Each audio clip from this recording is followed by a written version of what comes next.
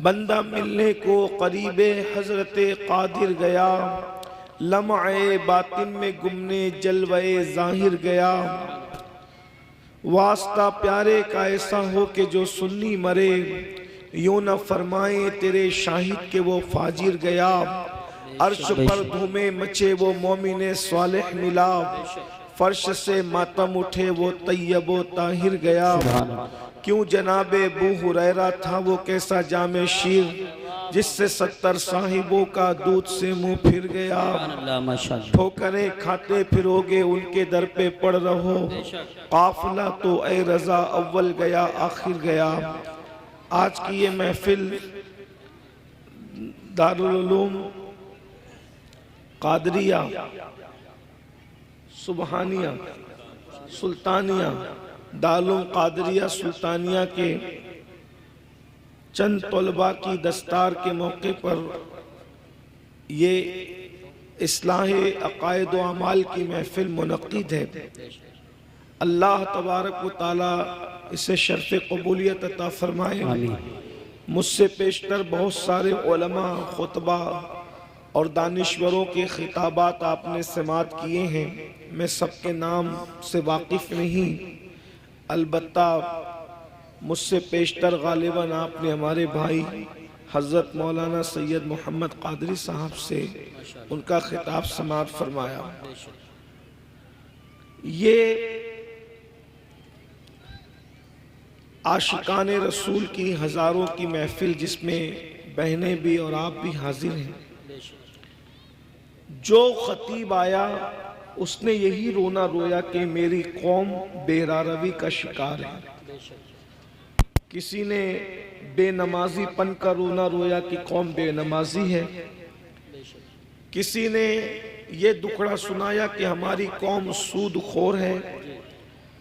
किसी ने ये दुखड़ा सुनाया कि हमारी कौम में डिसिप्लिन नहीं है। किसी ने ये दुखड़ा सुनाया कि हमारी कौम माँ बाप की वफादार और फर्मा बरदार नहीं है। किसी ने ये दुखड़ा सुनाया कि मेरी कौम के जवान अपनी जवानी को ज़ाय कर रहे हैं, जवानी का मकसद समझ नहीं पा रहे हैं। किसी ने ये दुखड़ा सुनाया कि हमारी कौम का हाल ये हो गया है कि अगर बहनें घर पर आती हैं तो भाई का चेहरा उतर जाता है, वो भाई को बहन की अहमियत नहीं पता है। किसी ने ये कहा कि उलमा की कद्र नहीं की जा रही है। किसी ने ये कहा कि इदारों की अहमियत नहीं है। किसी ने ये कहा कि माह रमज़ान शरीफ की ताज़ीम नहीं है। गर्ज के सब ने अपने अपने तौर पर जो मुशाहिदा किया वो दुखड़ा आपके सामने पेश किया, और हम भी वही दुखड़ा लेकर के आए हैं। लेकिन एक सवाल पैदा होता है, एक सवाल पैदा होता है कि ये बताएं कि ये सारे गुनाहों की जड़ क्या है।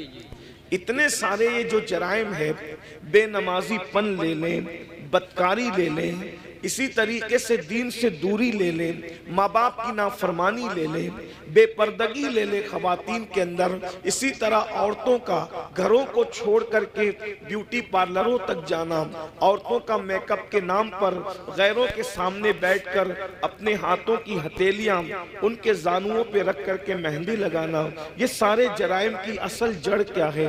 तो मुझे जो सब कुछ समझ में आता है मुख्तसर में वो ये कि हमारी कौम के पास जो इल्म होना चाहिए, जो एजुकेशन होना चाहिए, जो मालूमात होनी चाहिए, वो उनके पास नहीं है। हमारी कौम बेरारवी का जो शिकार है उसकी सबसे बड़ी वजह यह है कि उनके पास इल्म नहीं है, उनके पास तालीम नहीं है।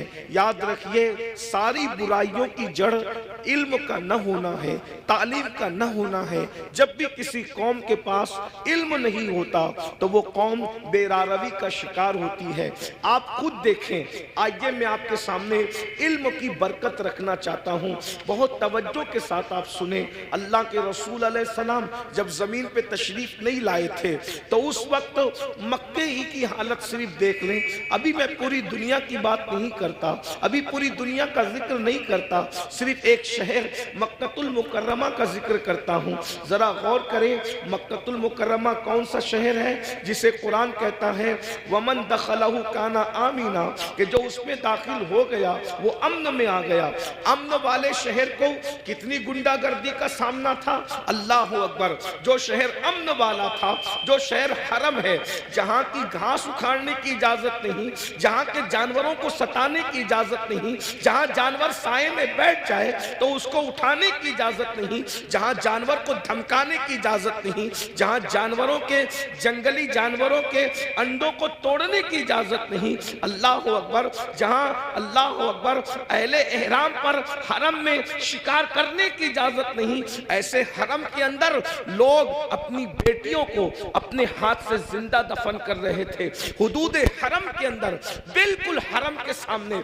एक तो हरम वो है, एक तो हरम वो है जिसको अल्लाह व रसूल ने हरम के तौर पर हुदूद मुकर्रर की है, लेकिन एक तो मस्जिद हराम है, यानी हरम में भी जो बहुत आला दर्जा रखे उसे मस्जिद हराम कहते हैं।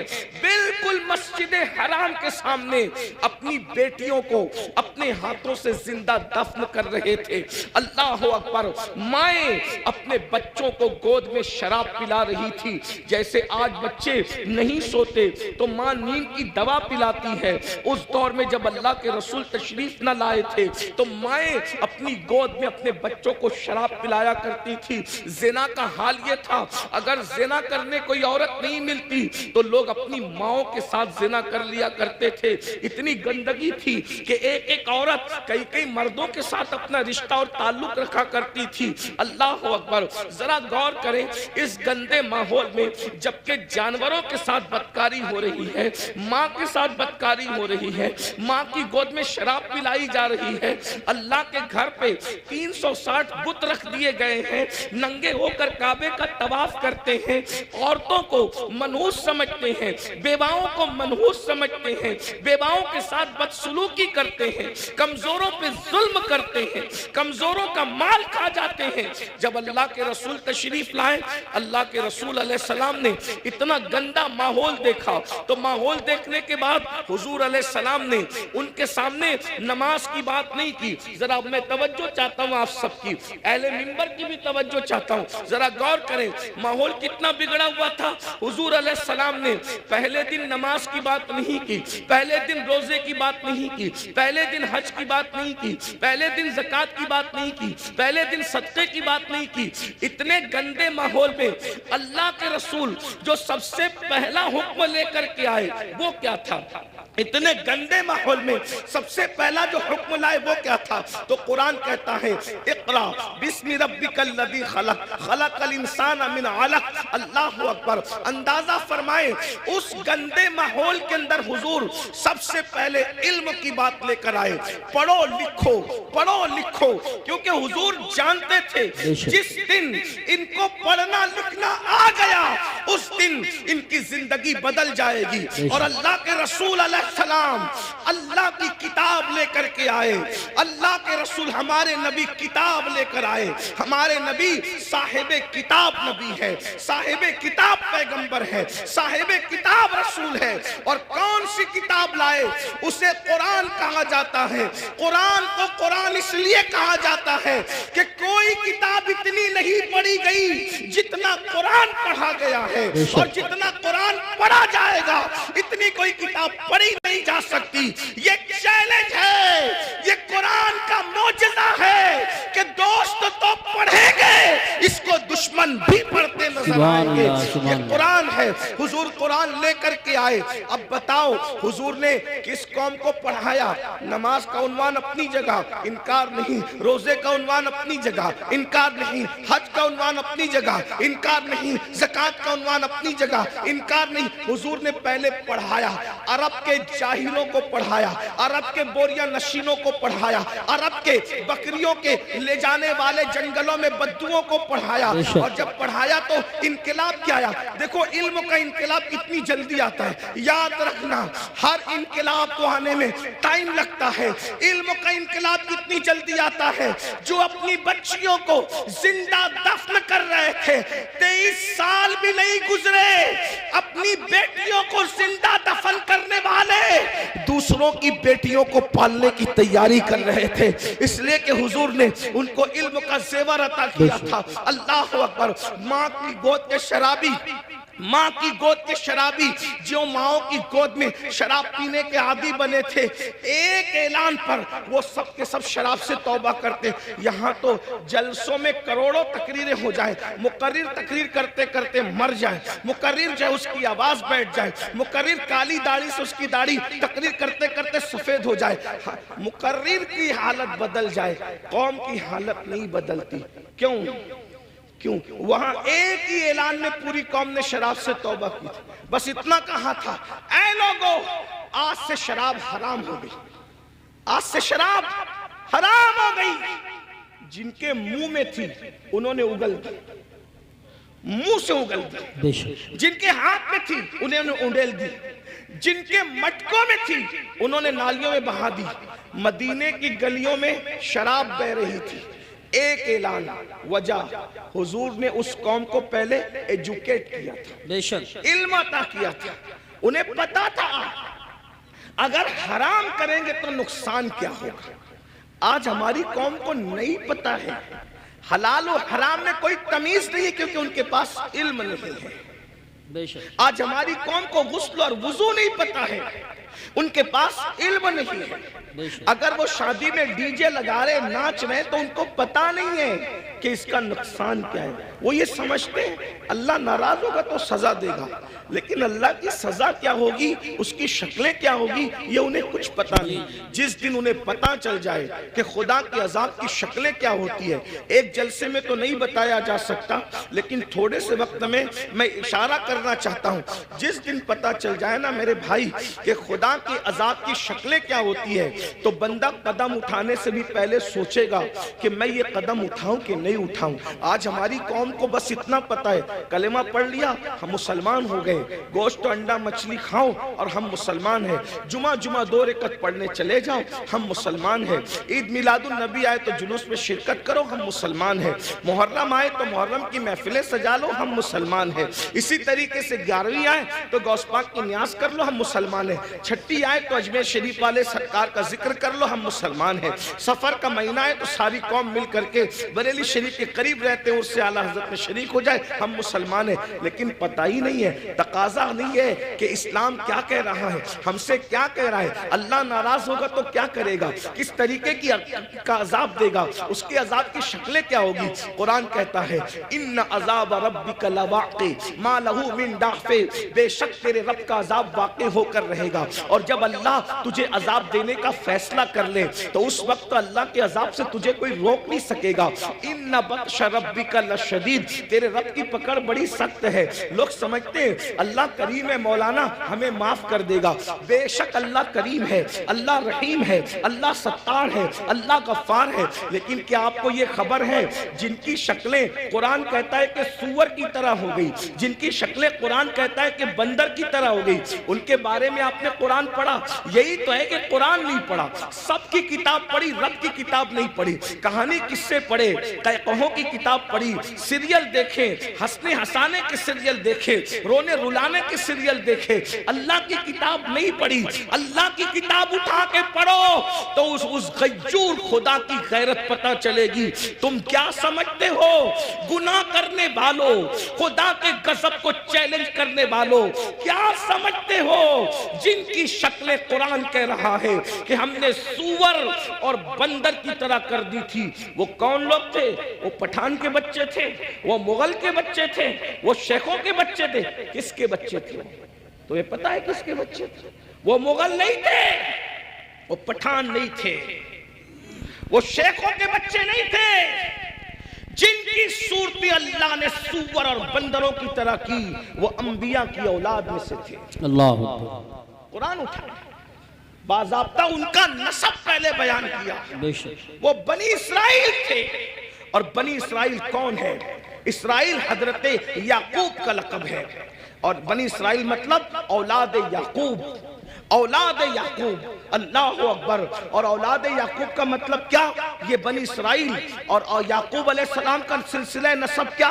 याकूब अलैहिस्सलाम के अब्बा हजरत इसाक अलैहिस्सलाम, इसाक अलैहिस्सलाम के अब्बा जान हजरत सैयदना इब्राहीम अलैहिस्सलाम। ये है उनका सिलसिला नसब। लेकिन अल्लाह, अब मैं आप सबकी तवज्जो चाहता हूँ, अपने भाइयों की भी और बहनों की भी। मेरे भाइयों, जब नबी की पैगंबरों की औलाद गुनाह करे तो अल्लाह दुनिया के अंदर उनकी शक्ल सूअर और बंदर की तरह कर दे, तो हमारा क्या हाल होगा, हमारा क्या अंजाम होगा? आप सोचते हैं, लेकिन इस दुनिया में तो किसी की शक्ल सूअर और बंदर की तरह नहीं होती। मैंने कहा अल्हम्दुलिल्लाह, बिल्कुल नहीं होती। उसकी वजह यह है कि उनको जो पैगंबर मिले थे वो और थे, और हमें जो नबी मिला है वो और है। हमारा नबी नबीजुल अंबिया है, हमारे आका सैयदुल अंबिया है, हमारे आका महबूब खुदा है। लेकिन याद रखना, इसका ये मतलब नहीं कि महबूब की खातिर अगर दुनिया में शक्लें नहीं बिगड़ रही है तो कब्र में भी नहीं बिगड़ेगी, ऐसा नहीं है।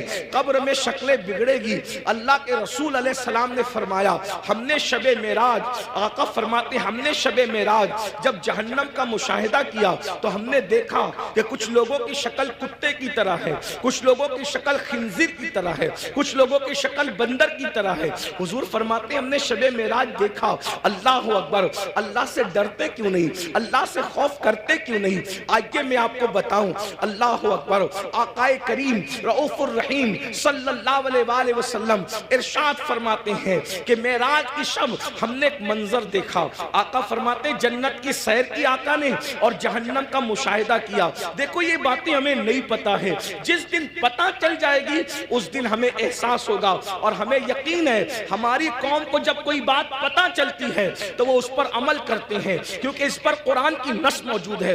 वज़क्किर फ़इन्न ज़िक्रा तनफ़उल मुमिनीन, के मोमिनों को नसीहत करो कि नसीहत मोमिनों को फायदा देती है। ये इतने नौजवान दाढ़ी क्यों रख रहे हैं? ये किसी न किसी खतीब की गुफ्तगू का असर है। बहुत सारे जवान नमाज क्यों पढ़ रहे हैं? हम अल्लाह अकबर, बहुत सारे इलाकों में हम लोग गए नहीं, बहुत सारे दूसरे खुतबा नहीं गए, लेकिन किसी ने कहा हमारे इमाम साहब ने नमाज पे तकरीर की, हम नमाजी बन गए। दाढ़ी पे तकरीर की, हम दाढ़ी रखें। तो पता चला ये जलसे बिल्कुल भी लायानी नहीं है, गैर जरूरी नहीं है। मोमिनीन को नसीहत फायदा देती है, बस नासे की नीयत सही होनी चाहिए और सुनने वालों को भी सही तौर पर सुनने का शौक होना चाहिए। अब आइए जरा थोड़ा सा दिल के कानों से सुन ले। आपने गुज़िश्ता महीने के आखिर में मेराज मुस्तफा तो सुना होगा, लेकिन मेराज का एक हिस्सा जरा हमसे भी सुन ले। अल्लाह अकबर। आकाए करीम सल्लल्लाहु अलैहि वसल्लम इरशाद फरमाते हैं कि मेराज की शब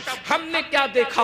अल्लाह अकबर। जब जहन्नम का मुशाहिदा किया, मुशाहिदे और सैर में फर्क है। जन्नत की सैर की है, जहन्नम का मुशाहिदा किया है। अल्लाह अकबर। तो फरमाते हैं खून का दरिया था, पीप का दरिया था और उसमें एक बंदा तैर रहा था। खून और पीप के खौलते हुए दरिया के अंदर कोई तैर रहा हो, थोड़ा तवज्जो कीजिएगा मेरे प्यारे आका अलैहिस्सलातु व तस्लीम के प्यारे दीवानों, जरा गौर कीजिएगा। अगर अपने आप से मोहब्बत है और अपने नबी की बातों पर यकीन है तो ये बातें मेरी नहीं है, नबी की है।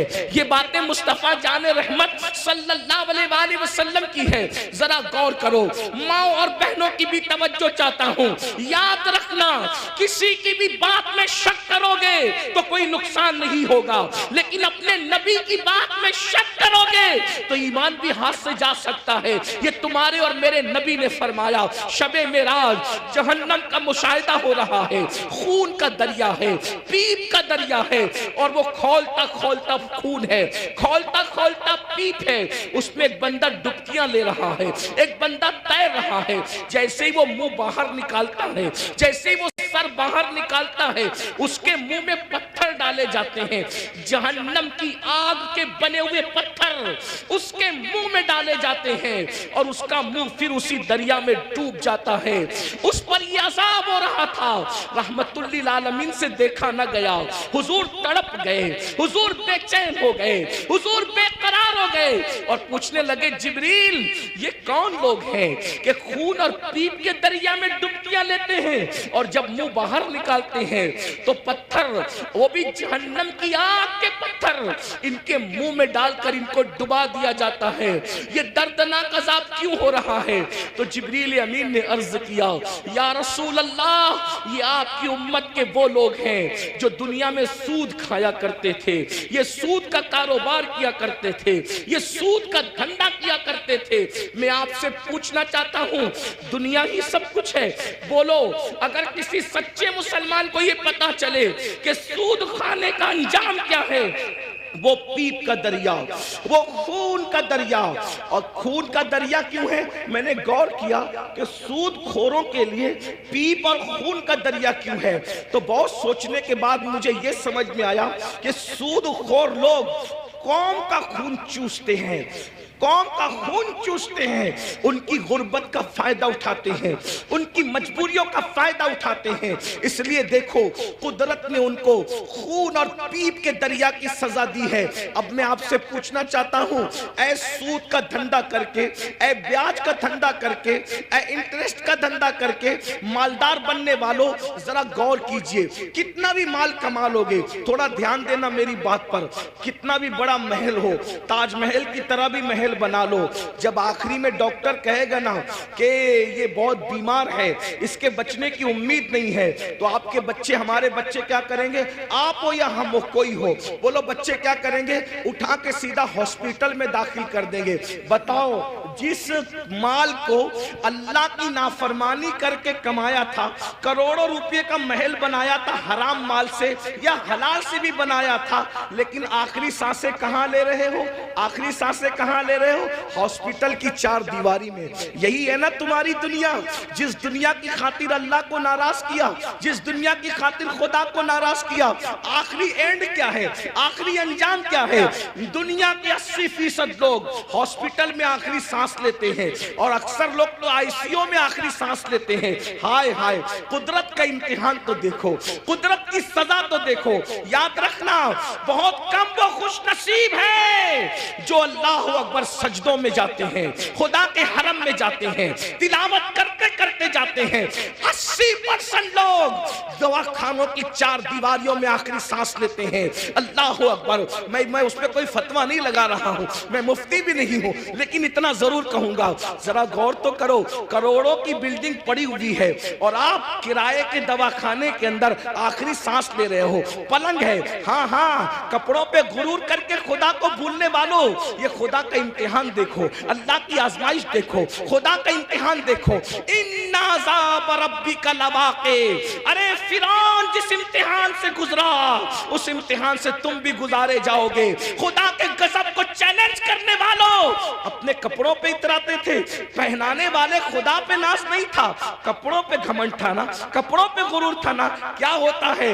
50,000 का मेरा ड्रेस है, 25,000 के अच्छे कपड़े पहनो, इस्लाम मना नहीं करता, लेकिन आखिरी में क्या है? सारे अच्छे कपड़े उतार के घर रख दिए गए और हॉस्पिटल के कपड़े तुम्हें पहनाए गए। ये मरने से पहले खुदा का इम्तिहान है। किस दुनिया से मुंह लगा रहे हो? किस दुनिया से दिल लगा रहे हो? किस दुनिया के चक्कर में अल्लाह को भूले हो? किस दुनिया के चक्कर में शरीयत को पीठ के पीछे डाले हो? किस दुनिया के चक्कर में दीन को पीठ के पीछे डाले हो? मुसलमानों, अगर तुम्हें ये इल्म हो जाए कि दुनिया की औकात क्या है, तो तुम कभी दुनिया को मुंह न लगाओ, दुनिया से दिल न लगाओ। अल्लाह के रसूल अलैहिस्सलाम ने एक मर्तबा दरिया के अंदर अपनी उंगली डुबोई और दरिया में उंगली डुबो करके बाहर निकाला और बाहर निकाल करके फरमाया, ये मेरी उंगली में जितना पानी आया वो दुनिया है और ये जो सारा पानी है वो आखिरत है। अब बताएं, कतरे को लेकर के समुंदर को छोड़ने वाले नादानों, दरअसल इल्म नहीं है। अगर हमें इल्म होता तो पता चलता, वल आखिरतु खैरुम व अबका, आखिरत बेहतर भी है, आखिरत बाकी रहने वाली भी है, दुनिया बाकी रहने वाली है ही नहीं। और दुनिया तो कहते उसे हैं जो अदना की भी तस्वीर है जी, जो अदना से भी गिरी हुई को दुनिया कहते हैं। अदना का मतलब समझते हैं ना, अदना का मतलब छोटा, और दुनिया, दुनिया और उससे भी गिरी हुई, जिसका नाम ही दुनिया हो, हकीर। लेकिन ये पता हम समझते दुनिया कोई बड़ी चीज है, अरे नादान, दुनिया कहते ही हकीर को है। ऐसी हकीर कि उससे ज्यादा कोई हकीर ना हो, जैसे बेहतर, बेहतर, बेहतरीन, फजल, अफजल, दर्जात बढ़ते हैं ना। जब तफजील के साथ बात होती है तो फिर दर्जात बढ़ते हैं, ऐसे ही जब तस्गीर के साथ बात होती है तो फिर दर्जात घटते हैं ना। तो दुनिया तस्गीर है क्या, ये इतनी हकीर है कि इससे बढ़कर कोई हकीर नहीं। लेकिन हमारे पास ये भी इल्म नहीं है, दुनिया दुनिया भी कहते हैं और उस पर कुर्बान भी होते हैं। पता ही नहीं है कि हकीर पे कुर्बान नहीं हुआ जाता। अरे जब फकीर पे कुर्बान नहीं होते तो हकीर पे कैसे कुर्बान होते हैं? अगर कुर्बान होना है तो उस पर कुर्बान हो जाओ जिसने दुनिया भी पैदा किया, आखिरत भी पैदा किया। यजीद दुनिया पे कुर्बान हुआ, खत्म कर दिया गया। हुसैन दीन पे कुर्बान हुए, आज हुसैन पाक का जिक्र भी बाकी है, उनकी नस्ल भी बाकी है। नारे तकबीर, दुनिया की खातिर, या रसूल अल्लाह, दुनिया की खातिर, या रसूल अल्लाह, या अली, या अली जिंदाबाद। दुनिया की खातिर माशाअल्लाह, उसने दीन को पीठ के पीछे डाला, उसकी नस्ल भी मिटी, उसकी कब्र भी मिटी, उसका दरबार भी मिटा, उसका नाम भी मिटा। ये तो हम हुसैनियों का एहसान है कि बतौर मुजम्मत उसका नाम ले लेते हैं तो कहीं कहीं वो याद आ जाता है। अगर हम बतौर मुजम्मत जैसे शैतान का नाम आता है औज़ बिल्लाहि मिनश शैतानिर रजीम के तौर पे, अल्लाह अकबर, अगर इस तरीके से उस लानती का नाम ना ले तो कभी लोग उसको याद भी ना करें। ये तो हुसैनियों का एहसान है कि मुजम्मत के एतबार से कहीं ना कहीं वो याद आता है। ये है दुनिया। अब उसी दुनिया में गर्क हो रहे हो, उसी दुनिया में डूब रहे हो। तो आका इरशाद फरमाते हैं हम और आगे बढ़े, तवज्जो फरमाए। आप तवज्जो तो बहुत अच्छी कर रहे हैं माशाल्लाह, लेकिन मजीद गौर करें। आका फरमाते हैं हम और आगे बढ़े तो हमने क्या देखा, कुछ मर्द और औरतें हैं जिनकी चमड़ियां आग की कैंची से काटी जा रही है। बस मैं बात तवील नहीं करूंगा और ख़त्म भी कर दूंगा वक्त पे, क्योंकि हम 1 घंटा लेट चल रहे हैं और मुझे दूसरे प्रोग्राम की तरफ, रात के प्रोग्राम की तरफ जाना भी है। लेकिन गौर से सुन ले, मेराज का ये भी हिस्सा है। फरमाया क्योंकि मेराज में हुजूर अल्लाह फरमाता है लिनुरियहु मिन आयातिना, हमने उनको इसलिए सैर कराई मस्जिद हराम से मस्जिद अक्सा तक ताकि हम उनको अपनी निशानियां दिखाएं। ये नबी का देखना है, नबी का देखना है। जहन्नम में लोग बाद में जाएंगे, नबी पहले देख रहे हैं। जहन्नम में लोग बाद में जाएंगे, नबी ये पाक पहले देख रहे हैं। तवज्जो करें, ये नबी का देखना है, ये नबी के देखने की शान है। फिर भी कुछ लोग कहते हैं कि नबी को गैब की खबर नहीं। मैंने कहा नादान, अगर ये गैब नहीं है तो फिर गैब किसे कहते हैं? हुजूर देख रहे हैं। जहन्नम में जाने से पहले जहन्नमियों को अल्लाह दिखा रहा है। फरमाते हैं हमने देखा कि जहन्नम के अंदर कुछ लोगों की चमड़ियां आग की कैंची से काटी जा रही, आग की कैंची से, और वो चीख पुकार रहे हैं और उनकी चीख सुनी नहीं जाती। कैसे सुनी जा सकती थी? रहमतुल्लिल आलमीन है। हुजूर फरमाते हैं जहन्नम की आग की कैंचियों से चमड़ियां कट रही थी। इस पे जरा ध्यान देना। दुनिया की आग नहीं और दुनिया की कैंचियां भी नहीं, जहन्नम की आग, जहन्नम की कैंची और चमड़ियां कट रही। वो चिल्ला रहे हैं। मैंने पूछा जिब्रील ये कौन लोग हैं? उसमें मर्द और औरतें एक साथ थे, वो नंगे थे, मर्द और एक साथ थे, नंगे थे, उनकी चमड़ियां कट रही थी आग की कैंची से और चिल्ला रहे थे। पूछा जिब्रील ये कौन है? जिब्रील अमीन ने कहा या रसूल अल्लाह सल्लल्लाहु अलैहि वसल्लम, ये आपकी उम्मत के वो लड़के और लड़कियां हैं, वो मर्द और औरतें हैं जो सज धज कर घरों से इसलिए निकलते थे, लड़के इसलिए सज के निकलते थे कि उनको लड़कियां देखें, और लड़कियां इसलिए सज धज के निकलती थी कि उनको लड़के देखें, और एक दूसरे के फितने में, बदकारी में मुब्तला हो जाए। तो ये उनको आग की कैंची से आज काटा जा रहा है। देखिए सजना संवरना बुरा नहीं है, लेकिन इसलिए सच के निकलना कि लोग मेरी तरफ गुनाह के हवाले से माइल हो, बदकारी, वरना हम सच के निकलना तो मेरे नबी की सुन्नत है। बेशक। उम्मुल मोमिनीन सैयदा आयशा सिद्दीका फरमाती हैं कि जब हुजूर घर से निकलते थे, अगर आईना मयस्सर नहीं होता तो हुजूर पानी में अपनी शक्ल अनवर देखा करते थे। तो मैं कहती थी हुजूर आप भी? तो आका फरमाते हैं आयशा, अल्लाह हुस्न वाला है और वो हुस्न को पसंद करता है। अगर कोई बंदा घर से सज संवर कर जीनत के साथ निकलता है तो जिसके पास जाता है उसकी भी और जो जाता है उसकी भी अल्लाह दोनों की मगफिरत फरमा देता है।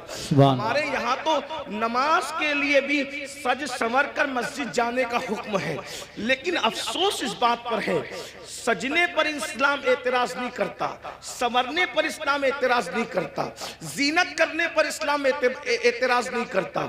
इस्लाम ये कहता है कि अच्छी नीयत के साथ जीनत करो। ये नीयत से जीनत करना, इत्र लगाना, खुशबू लगाना और अपनी शक्लों को संवारना के माज़अल्लाह मर्द इस तरह से करे कि औरतें उनकी तरफ मुतवज्जे हो और बदकारी में मुब्तला हो, और औरतें इसलिए सजे सवरे कि मर्द उनकी तरफ मुतवज्जे होकर बदकारी के अंदर मुब्तला हो जाए। मेरे आका सल्लल्लाहु अलैहि वसल्लम की कनीजों से एक बात कहना चाहता हूं, संवरना औरतों को जरूर है, लेकिन बाहर निकलने के लिए नहीं बल्कि अपने शौहर के लिए। यहां तक फरमाया गया जो औरत अपने शौहर का दिल खुश करने के लिए बनती और समरती है, अल्लाह तबारक व तआला ऐसी औरत को नफ्ल नमाज पढ़ने से ज्यादा सवाब अता फरमाता है। लेकिन यहाँ बाजार में जाने के लिए नहीं समरना, वलीमे में जाने के लिए नहीं समरना, बाहर निकलने के लिए नहीं समरना।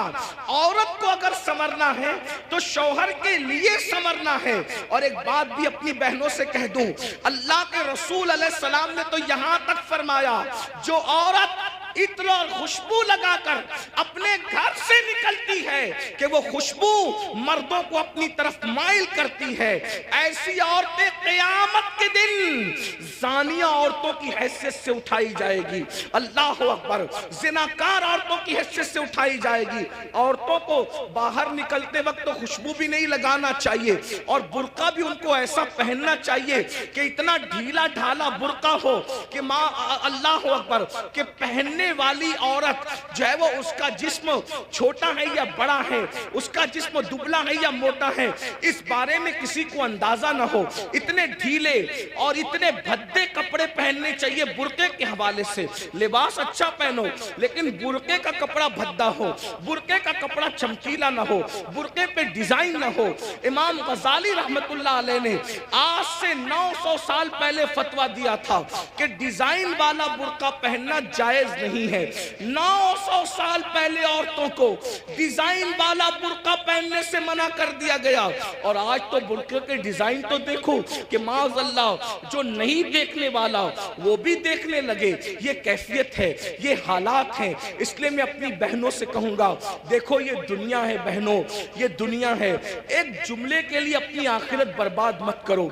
यही एक जुमला ना कि सहेलियों में बंद संवर के जाऊंगी तो सहेलियां कहेगी तू कितनी अच्छी लग रही है। बस एक जुमला, इस एक जुमले पे अपनी आखिरत खराब कर रही हो। इस एक जुमले को सुनने के लिए अपनी आखिरत बर्बाद कर रही हो। मेरी बहनों कौन क्या कहेगा? सहेलियां इतना कहेगी, रिश्तेदार की औरतें इतना कहेगी तू कितनी अच्छी लग रही है, और बढ़कर एक लंबी गाली भी दे देगी कि तू तो बिल्कुल हीरोइन की तरह लग रही है। मैं समझता हूँ कि हमको कोई हीरो या हीरोइन कहे इससे बड़ी कोई गाली मुझे नहीं लगती। क्यों? इसलिए कि हीरो हीरोइन कौन है? ये वो लोग हैं जो स्क्रीन के सामने आके ज़िना करते हैं, ये नाचते हैं। तो किस कोई हमको नचनिया, भाई अगर कोई कहे कि तू मौलाना लग रहा है तो मौलाना का मतलब क्या? इल्म वाला। मौलाना का मतलब क्या? शरीफ। मौलाना का मतलब क्या? नमाजी। मौलाना का मतलब क्या? मुत्तकी, परहेजगार। अब अगर कोई कहे कि तू तो हीरो लग रहा है, कि तू हीरोइन लग रही, तो आप मुझे बताएं कि वो लोग क्या क्या करते हैं। मैं किसी से नफरत नहीं करने की बात कर रहा हूँ, मैं कोई नफरत की बीज नहीं बोने आया हूँ,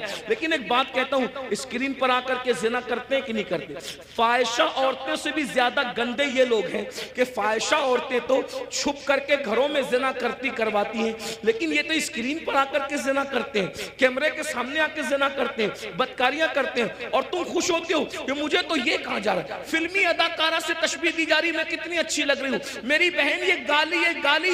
और सुन लो, एक ऐसा गंदा जुमला सुनने के लिए तुम अपने नबी को नाराज कर रहे हो, तुम अपने खुदा को नाराज कर रहे हो। अल्लाह अकबर। इसलिए मेरी गुजारिश है, ये दुनिया हमेशा नहीं रहने वाली, ये दुनिया ने हमेशा नहीं रहना, दुनिया ने खत्म होना है। बल्कि दुनिया जब खत्म होगी हमारी जिंदगी तो दुनिया खत्म होने से पहले ही खत्म हो जाएगी। और बुजुर्गों ने फरमाया, कयामत जब आएगी जरूर आएगी, लेकिन उसकी कयामत तो उसी दिन आ गई। कब आ गई उसकी कयामत?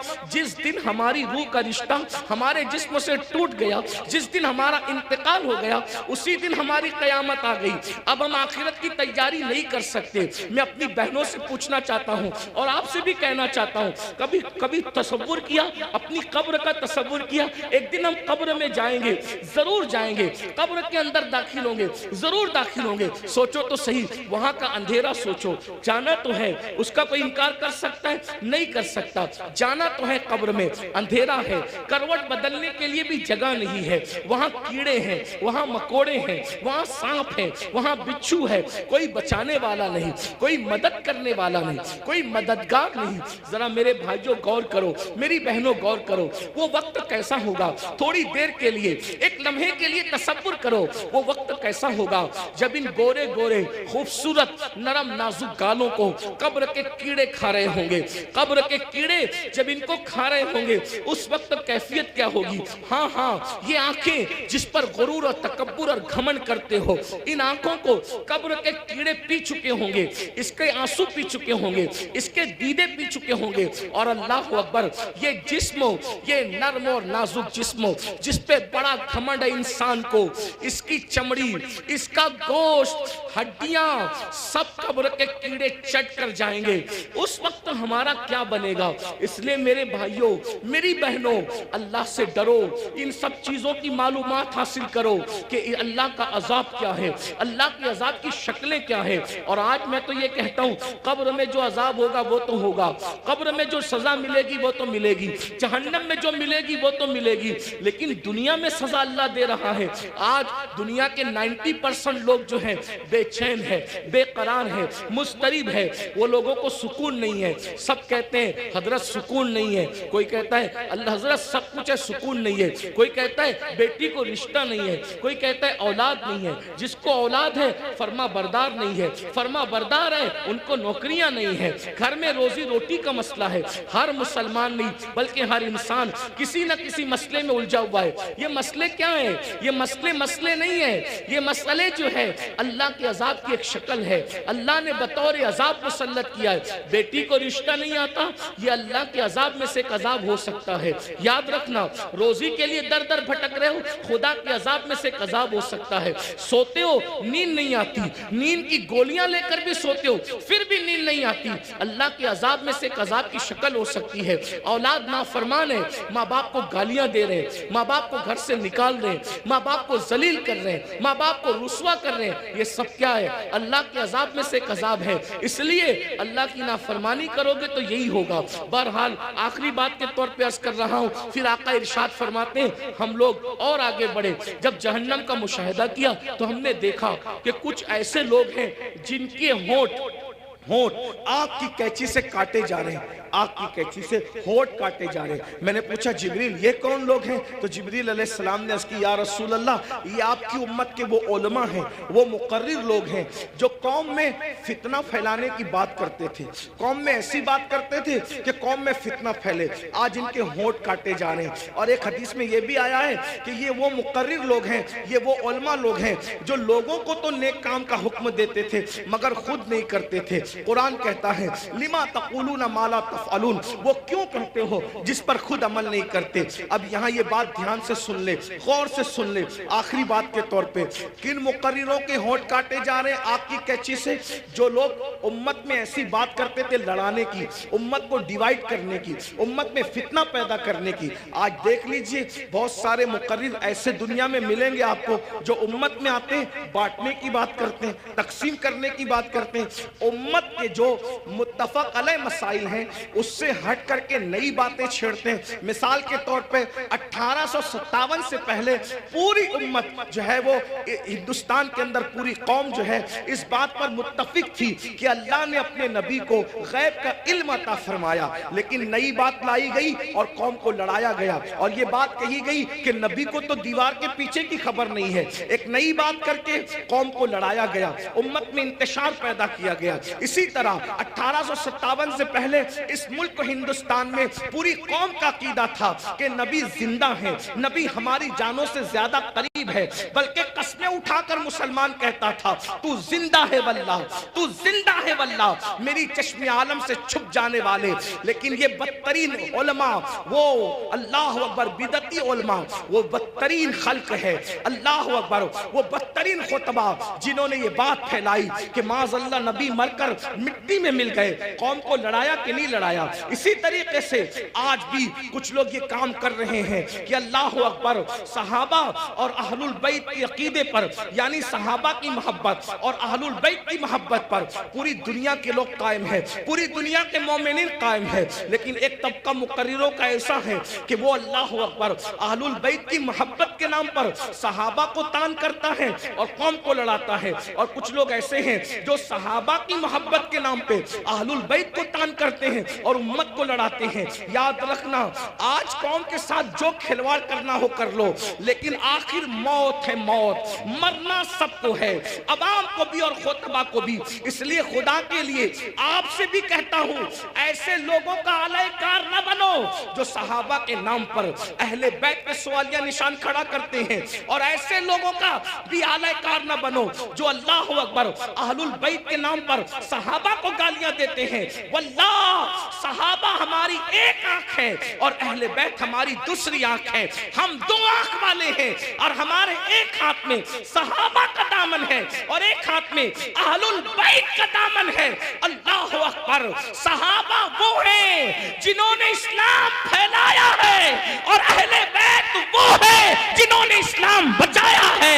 हम फैलाने वालों का भी एहसान मानते हैं और बचाने वालों का भी एहसान मानते हैं। नारे तकबीर, नारे रिसालत, मसलके आला हजरत, नारे तकबीर, हजरत अल्लामा मौलाना। जहां हम करबला की जंग को भूल नहीं सकते कि वो इस्लाम बचाने की जंग थी, वही हम बद्र और उहुद को भी भूल नहीं सकते कि वो इस्लाम फैलाने की जंग थी। जहां हम करबला के फाका कशों को नहीं भूल सकते, वही हम बद्र उहुद के फाका कशों को भी फरामोश नहीं कर सकते। करबला वालों को रसूलुल्लाह ने अपने कंधों पे उठाया है, तो बद्र, उहुद और खंदक और खैबर वालों के लिए कुरान कहता है वल आदियाती दबहन फल मोरियाती कदहा। ए महबूब, जो तेरे पीछे घोड़े दौड़ाते हैं और उनके घोड़ों की टापों से जो धूल निकलती है, हम उन घोड़ों की टापों से निकलने वाले धूल की भी कसम उठाते हैं। जिनके घोड़ों के पैरों से लगने वाली धूल इतनी कीमती है कि अल्लाह उसकी भी कसम कुरान में उठाता है। कुरान तो पढ़ो ना, कुरान तो पढ़ो। सहाबा को क्या समझोगे? अरे सहाबा का घोड़ा इतना कीमती है कि उसके पैर से जो मिट्टी लगती है और उससे जो धूल उड़ती है, अल्लाह उस धूल की कसम की भी, उस धूल की भी कसम उठा करके बताता है, जिसके घोड़ों की टाप से लगने वाली धूल हमारे नजदीक इतनी कीमती है, तो सहाबा का घोड़ा कितना कीमती होगा। और जब वो सहाबी का घोड़ा कीमती है, तो उसमें बैठने वाला सहाबी कितना कीमती है। जरा गौर कीजिए। इसलिए ईमान बचाना है तो एतदाल के मसलक पे रहिए। और ये फिक्र एतदाल 14वीं सदी में जिन उलमा ने दी है, उसके सरदारों का, उसके सरदार को इमाम अहले सुन्नत कहते हैं। और वो अहले सुन्नत का इमाम कहता है अहले सुन्नत का है बेड़ा पार, असहाबे हुजूर नज्म है और नाव है, इतरत रसूलुल्लाह की। तो वो खुतबा जो फितना फैलाते हैं, वो ये भी कहते हैं भाई मजार पे क्यों जाते हो, मजार पे जाना तो शिर्क है, ना जाओ मजार पे, फितना फैला। हम कहते हैं आप जरा होश से बात करें। क्या मजार पे जाना शिर्क कैसे हो सकता? रसूलुल्लाह ने मजार पे जाने का हुक्म दिया, और तो क्या माज़अल्लाह हुजूर मजार पे जाने का जो हुक्म देकर क्या शिर्क का हुक्म दे रहे हैं? माज़अल्लाह, क्या हुजूर अलैहिस्सलाम ने ये नहीं फरमाया? आका फरमाते हैं कि मैंने तुमको पहले कब्रों पे जाने से मना किया था, अब तुम कब्रों पे जाया करो, क्योंकि कब्रों पे जाओगे तो तुम्हें तुम्हारी आखिरत याद आएगी। लोग इसको भूल गए, वो कहते नहीं जाना चाहिए, शिर्क है। एक बात आपसे कहता हूँ आखिरी में, मजार पे जाओ, कोई शिर्क नहीं, बल्कि अल्लाह के रसूल ने तो 6 साल की उम्र में जो पहला सफर किया तो अपने वालिद के मजार पे भी तशरीफ ले गए। और बुखारी मुस्लिम आप उठा करके देखें, सियासत्ता उठा के देखें कि हुजूर अलैहिस्सलाम शोदाए ओहद के मजारात पे खुद तशरीफ ले जाते थे। शोदाए ओहद के मजारात पर अल्लाह के रसूल खुद तशरीफ ले जाते थे। सैयदुल शोदा अमीर हमजा के मजार पर सैयदा फातिमातुज़ ज़हरा खुद तशरीफ ले जाती थी। गौर फरमाएं, आप गौर कीजिए, मजार पे जाना शिर्क नहीं है। लेकिन एक बात आपसे सुन्नियों से कहना है, मेरे भाइयों से, मजार पे जरूर जाओ, लेकिन सुन्नत के मुताबिक जाओ। आज हमारी सुन्नी कौम अपने मसलक को खुद बदनाम करते हैं। वहां जाकर कुछ लोग इल्म न होने की वजह से सजदा करते हैं। हमारे मजहब में, इस्लाम में, सजदा करना अल्लाह के सिवा किसी को जायज नहीं। आप गलती करते हो। देखो, अगर कोई मुसलमान शराब पीता है तो क्या इसका इल्जाम इस्लाम पर आएगा? बोलो भाई, बताइए, सही कह रहा हूं गलत कह रहा हूं? क्या अगर मुसलमान शराब पिए तो क्या इसका इल्जाम इस्लाम पर आएगा? बोले नहीं आएगा, क्योंकि इस्लाम ने शराब हराम किया है। अब कोई शराब पी रहा है तो ये उसकी अपनी नादानी है, इस्लाम का इसमें कोई कसूर नहीं है। तो अगर माज़अल्लाह कोई जाहिल अनपढ़ कब्र पे जाके सजदा कर रहा है तो अहले सुन्नत उसकी तायीद कभी नहीं करते। हमारे इमाम सैयदी आला हजरत ने तो पूरी किताब लिखी, अज़्ज़ुब्दतु ज़किया, सजदे ताज़ीमी की हुर्मत पर आपने पूरी किताब लिखी। तो गैरुल्लाह को सजदे ताज़ीमी हराम है, और माज़अल्लाह अगर इबादत की नियत से करे तो शिर्क है। ये हम अहले सुन्नत का मसलक है। सजदा करने के बारे में हम सुन्नियों को लोग बदनाम करते हैं, झूठ बोलते हैं, तजाउल आरफाना से काम लेते हैं कि हम तायीद करते हैं। हमारे किसी सुन्नी जिम्मेदार आलिम ने कभी कब्र पर सजदा करने की इजाजत नहीं दी, उसकी तायीद नहीं की। भाई, अगर हम कब्रों को सजदा करते तो फिर हम मस्जिदें क्यों बनाते? हम इतनी मेहनत करके चंदे करके मस्जिदें क्यों बनाते? भाई, जो कब्रों को सजदा करेगा उसकी मस्जिद कैसे होगी? हमारी मस्जिदें हैं, और आज भी इतनी गुंडागर्दी लोगों ने की हमारे साथ। आज भी पूरे मुल्क हिंदुस्तान में नहीं बल्कि पूरी दुनिया में सबसे ज्यादा अगर किसी की मस्जिदें हैं तो वो सिर्फ और सिर्फ हम अहले सुन्नत व जमात की मस्जिद। बेशक इतनी मस्जिदों पर कब्जा किया, नाजायज कब्जा किया, छीना, फिर भी सबसे ज्यादा मस्जिदें हमारी है। अल्हम्दुलिल्लाह, दिल्ली की जामा मस्जिद के बानी से लेकर मुरादाबाद की जामा मस्जिद के बानी तक तारीख उठा करके देख लो, सब के सब आपको अहले सुन्नत मिलेंगे, कोई अहले बिदअत आपको नहीं मिलेगा। अल्हम्दुलिल्लाह रब्बिल आलमीन। लेकिन ये बात सुन्नियों में तुमसे कहता हूँ, कब्रों पे जाके सजदा मत करो, अपना इस्लाम बदनाम होता है, अपना मसला। और एक बात कहता हूँ, जिस चीज से अल्लाह रसूल ने रोक दिया उसमें कभी कोई फायदा ही नहीं है। जब हम अपने नबी को सजदा नहीं कर सकते तो हम किसी वली को सजदा कैसे कर सकते हैं? हम किसी पीर को सजदा, आपको मेरी बात बुरी लगेगी तो माफ करना, लेकिन ये मैं आपकी आखिरत के लिए कह रहा हूँ। आप सोचेंगे नहीं हमें तो फुला ने बताया। एक बात मैं आपसे कह दूं, आप किसके मुरीद हैं? आप कहेंगे मैं कादरी सिलसिले में मुरीद हूँ, कोई आप कहेंगे मैं चिश्ती सिलसिले में मुरीद हूँ, कोई कहेगा मैं नक्शबंदी सिलसिले में मुरीद हूँ, कोई कहेगा मैं सोहरवर्दी सिलसिले में मुरीद हूँ, कोई कहेगा मैं मदारी सिलसिले में मुरीद हूँ, कोई कहेगा मैं वारसी सिलसिले में मुरीद हूँ, कोई कुछ। सब सिलसिले जो हक है, जितने भी सिलसिले हक हैं, सब सिलसिले हमारे सर और आंखों पर है। लेकिन ये उलमा की मौजूदगी में एक बात मैं आपसे कहूं जिम्मेदारी के साथ, याद रखिए, किसी भी सिलसिले से मुरीद होना उस वक्त तक काम नहीं आएगा जब तक कि तुम पहले शरीयत के मुरीद ना बनो। बेशक, पहले शरीयत के मुरीद बनो, फिर कादरी होना काम आएगा। जी। पहले शरीयत के मुरीद बनो, फिर चिश्ती होना काम आएगा। पहले शरीयत के मुरीद बनो, फिर नक्शबंदी होना काम आएगा। पहले शरीयत के मुरीद बनो, फिर सोहरवर्दी होना काम आएगा। अगर शरीयत के मुरीद नहीं बने तो तो ना गौसे पाक बना देंगे, ना गरीब नवाज बना देंगे, ना शाये नक्शबंद बना देंगे, ना शाये सोहरवर्द बना देंगे। लटकते रह जाओगे, बर्बाद हो जाओगे, क्योंकि ये सारे बुजुर्गों ने शरीयत के लिए ही इतनी बड़ी बड़ी कुर्बानियां दी। अगर गौसे पाक गीलान छोड़कर बगदाद आए तो सिर्फ तहफ्फुज़ शरीयत के लिए आए। ये गरीब नवाज अपना वतन छोड़कर, बल्कि मदीने मुनव्वरा के मुदर्रिस थे गरीब नवाज, 3 साल मस्जिद नबवी में हदीस का दर्स दिया। अगर ये सब कुछ छोड़ करके हिंदुस्तान आए शरीयत के तहफ्फुज़ के लिए, इस्लाम की खातिर आए, वरना और क्या लालच थी उनको? क्या कोई तख्त पे बैठना था, कोई ताज हासिल करना था, किसी की कुटिया पे हमला करना था, किसी की जमीन पे कब्जा? कुछ भी नहीं, एक ही मकसद था, भटके हुए आहू को फिर सूए हरम ले चले। दीन के लिए आए थे। इसलिए अल्लाह को अपनी मर्जी से राजी मत करो, अल्लाह को अल्लाह के बनाए हुए कानून से राजी करो। अल्लाह को अल्लाह की मर्जी से राजी करो।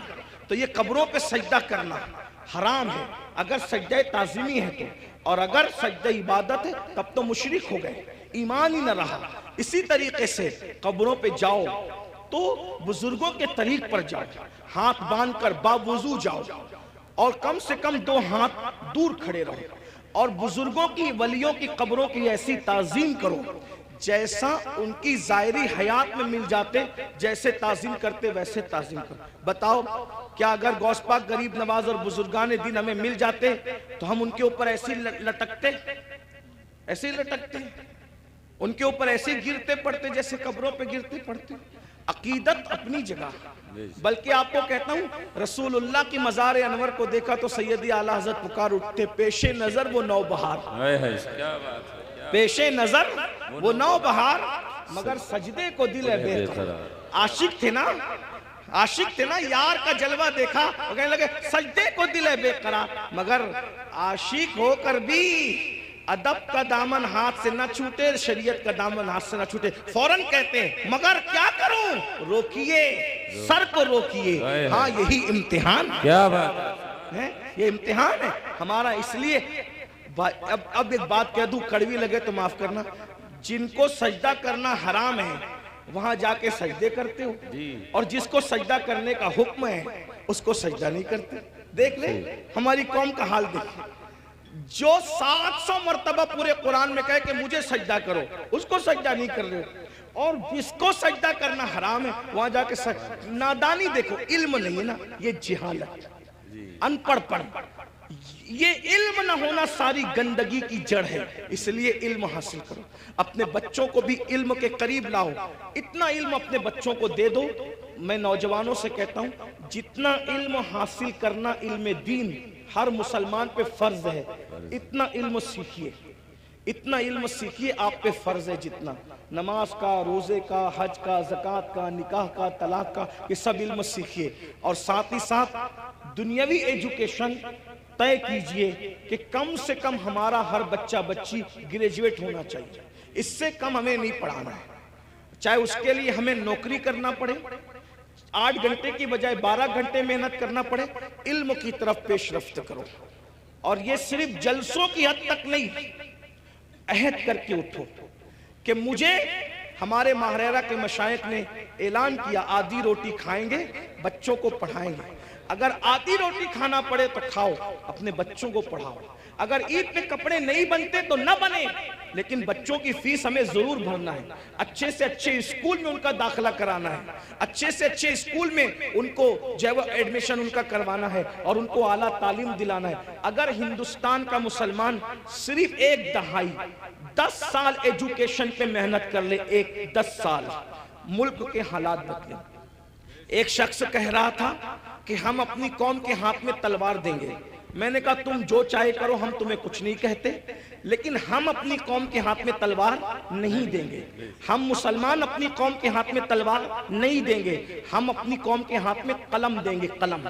जिसको तलवार देना है वो दे, तुम जानो, तुम्हारा काम जानो। लेकिन मुसलमानों से हम हर जलसे में अपील करते हैं कि हम अपने बच्चों के हाथ में तलवार क्या, हम तो गुलेल भी देना नहीं चाहते आज की तारीख में, हम कलम देना चाहते हैं। याद रखना, तलवारें उठती है तो गर्दनें कटती है, और जब कलम उठता है तो गुर्बत कटती है, जब कलम उठता है कमजोरियां कटती है, कलम उठता है दुश्मन ज़ेर होते हैं, कलम उठता है इनकलाब आता है। मेरे नबी कलम और किताब लेकर के आए थे, इसलिए कोई बच्चा अनपढ़ न रहने पाए। जो कुछ हुआ और जो बच्चे 10वीं 12वीं पढ़ के ड्रॉप आउट हो गए, हट गए, उनसे मैं कहता हूं आज घर बैठ करके बहुत सारे कोर्सेज किए जा सकते हैं।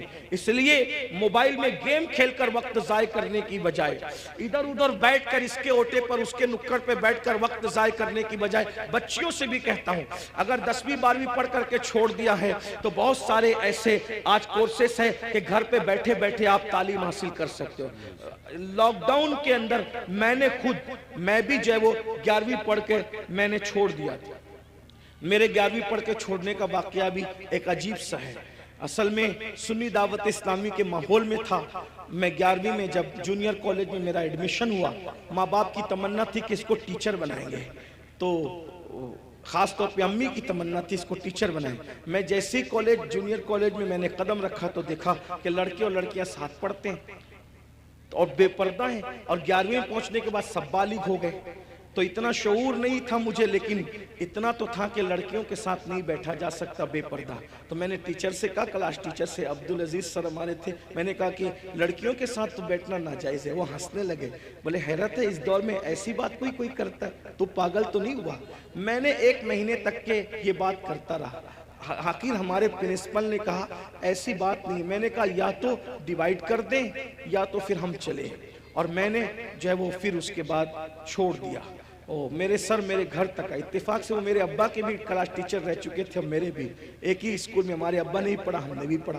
तो वहाँ पर वो आए, कहा कि अब्बा, वो कहा कि तेरे बेटे को समझा कि ये पागल तो नहीं हुआ है। मैंने कहा कुछ भी हो, मैंने नहीं पढ़ना, शरीयत ने मना किया। हालांकि आप ऐसा नहीं करना, उलमा से आप पूछना, उलमा आपको बताएंगे हालात के तहत मामलात होते हैं। लेकिन उस वक्त माहौल ऐसा था हमारा, सुन्नी दावत इस्लामी का माहौल तकवे का, परहेजगारी का। अब तो हम मुत्तकी नहीं है, वो परहेजगारियाँ ही नहीं है, लेकिन बहरहाल तो वो माहौल था, तो हम नहीं गए फिर।